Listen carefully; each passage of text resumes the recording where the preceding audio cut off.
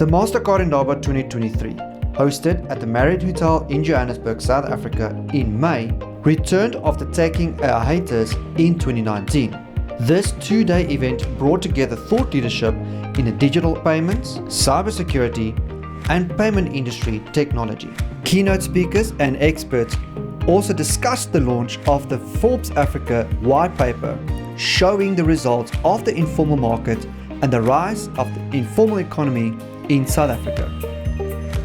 We caught up with Mark Elliott, the Vision President of Sub-Saharan Africa at Mastercard, about leveraging on Africa's vast opportunities it offers, despite its challenges, and how Mastercard plans to leverage these opportunities and foster innovation in the region, particularly in fintech partnerships and the digital transformation of SMEs. When we think about innovation, obviously it's relevant to everybody in the ecosystem. And at Mastercard, what we're looking to do is to identify digitization opportunities, often by displacing cash. And ultimately, what we found is that the reach of some of the traditional players can be aided by the likes of fintechs. And so what the fintechs have done in some ways is actually lay that infrastructure for broader reach to the consumers that we want to include into the ecosystem. So the fintechs have played a very pivotal role in laying that infrastructure. I think the next layer of innovation, interestingly, will come on top of that infrastructure. Mastercard partners heavily with fintechs. We invest.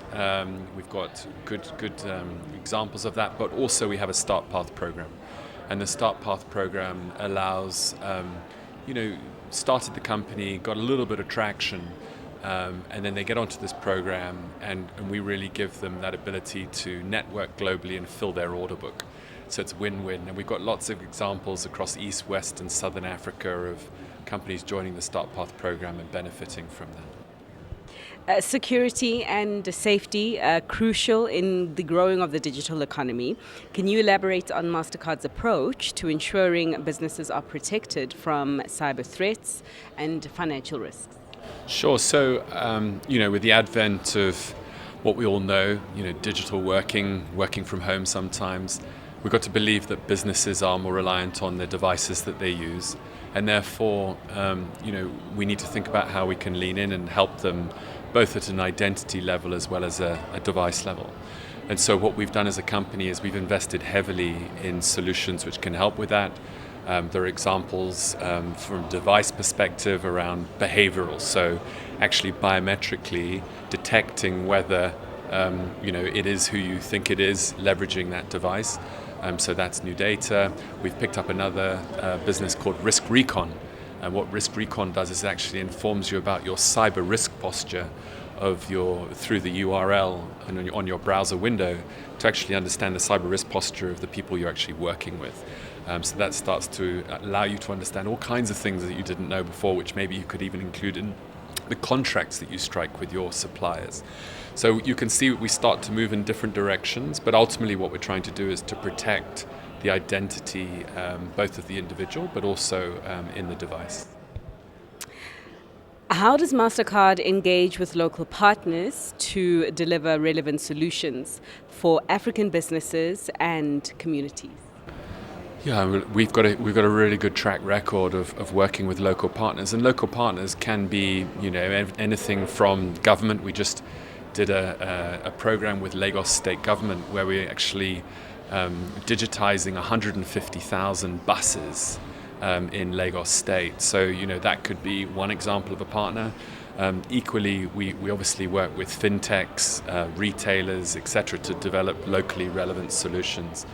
Ultimately, it's a bit cliche, but what we've got to try and also understand is what the problem statement is and how we can help the consumer so that they get a better experience, and ultimately then we'll drive adoption, and that's what we all want, is we want to see that adoption and then we'll get scale. The informal economy obviously plays a significant role in Sub-Saharan Africa. How does Mastercard plan to drive wider inclusion and shared value by supporting digital transformation in the sector? Yeah, so we've got some really good examples, but I mean we have a segment-led approach.